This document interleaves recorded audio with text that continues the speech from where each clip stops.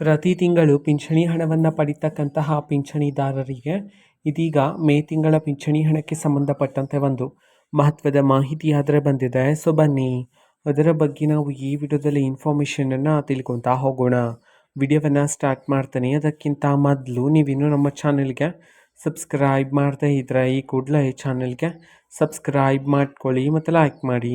ಈಗ ನಾವು ಇನ್ಫಾರ್ಮೇಷನನ್ನು ತಿಳ್ಕೊತಾ ಹೋಗೋಣ. ಇವತ್ತು ಅಂತಂದರೆ ದಿನಾಂಕ 13/5/2026. ಇವತ್ತು ಪಿಂಚಣಿದಾರರ ಖಾತೆಗಾದರೆ ಮೇ ತಿಂಗಳ ಪಿಂಚಣಿ ಹಣವನ್ನು ಬಿಡುಗಡೆ ಮಾಡೋದಕ್ಕೆ ಸಂಬಂಧಪಟ್ಟಂತೆ ಮಾಹಿತಿಯನ್ನು ತಿಳಿಸಿರ್ತಕ್ಕಂಥದ್ದು. ಸೊ ಈಗ ನಾವು ಯಾವ ಜಿಲ್ಲೆಗಳಲ್ಲಿನ ಪಿಂಚಣಿದಾರರ ಖಾತೆಗಾದರೆ ಮೇ ತಿಂಗಳ ಪಿಂಚಣಿ ಹಣವನ್ನು ಇವತ್ತು ಬಿಡುಗಡೆ ಮಾಡಲಾಗ್ತದೆ.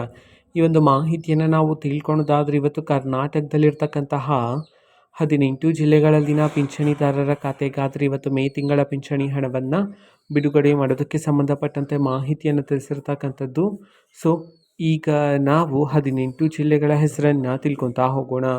ಮೊದಲಿಗೆ ಕಲಬುರಗಿ, ಕೊಡಗು, ಕೋಲಾರ, ಕೊಪ್ಪಳ, ದಕ್ಷಿಣ ಕನ್ನಡ, ಧಾರವಾಡ, ದಾವಣಗೆರೆ, ಗದಗ, ಹಾಸನ, ಹಾವೇರಿ, ಮಂಡ್ಯ, ಮೈಸೂರು, ರಾಯಚೂರು, ರಾಮನಗರ, ಚಾಮರಾಜನಗರ, ಚಿಕ್ಕಬಳ್ಳಾಪುರ, ಬೆಂಗಳೂರು ನಗರ, ಬೆಂಗಳೂರು ಗ್ರಾಮಾಂತರ.